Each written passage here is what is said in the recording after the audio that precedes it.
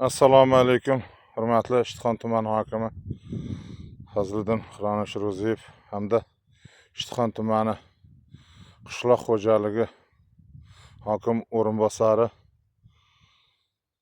Vahobjon Tursunov. Mana bugun sana 22-iyul. Men Charodor Qo'shqar turli fermer xo'jaligi rahbari sizlarga hozir qoq tushdi soati 13 atrofida sizlarga mana shu video murojaat qilyapman.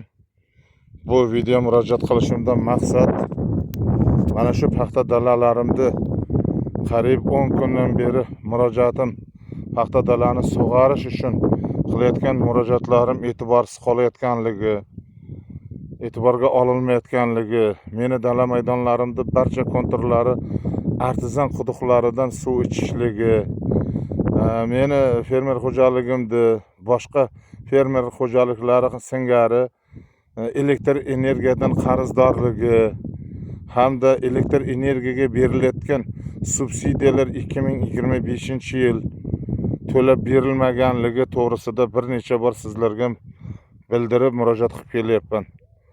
Hurmatli rahbarlar, mana bugun paxtamda holati qanday darajaga kelib qoldi, mana shuni o'zlaringiz ko'zlaringiz bilan ko'rishlaringiz uchun mana shu paxtadagi gullarni qanday shona tashaverishi, mana ko'saklar hozir chirtak bo'lib ochilib qo'ymoqchi bo'layotganligi, mana bu hozir ko'sakni jirtayib qolganligini sizlarga ko'rsatmoqchiman. Hali bugun shu sanamiz 22-iyul bo'lishiga hali chillani chiqishiga yana 13 kun borligini hamda bugun saratonni chiqqaniga 1 kun bo'lganligini e'tiborga olishlaringizni so'rayman. Bugun shu artizan quduqni qo'shib elektrni yoqib beradi degandilaringiz, lekin afsuski bugun bu ham hal bo'lmadi. Endi sizlardan bitta oxirgi iltimosim shuki, endi buni qay tarzda nima qilib berasizlar, buni paxtani endi akt qilish kerak. Endi ishchi guruhi tashkil qilish kerak degan paxtani endi holatini o'rganib chiqib buni akt qilish kerak deb o'ylayman.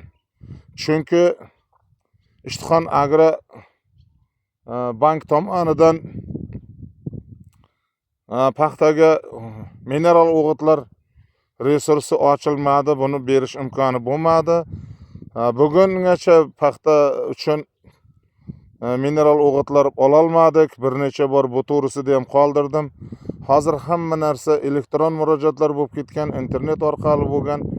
Shuning uchun men qog'ozli bog'izlikka berilmadimda, to'g'ridan to'g'ri o'zlaringizga murojaat qilyapman. Endi yechim sizlardan deb o'ylayman, hurmatli rahbarlar. Men qo'limdan kelgancha barcha xizmatlarni qilyapman, lekin menga yordam bo'lmayapti. Afsuski, mana shunday qiyin sharoitda qolib ketdim. E'tiborlaringiz uchun katta rahmat.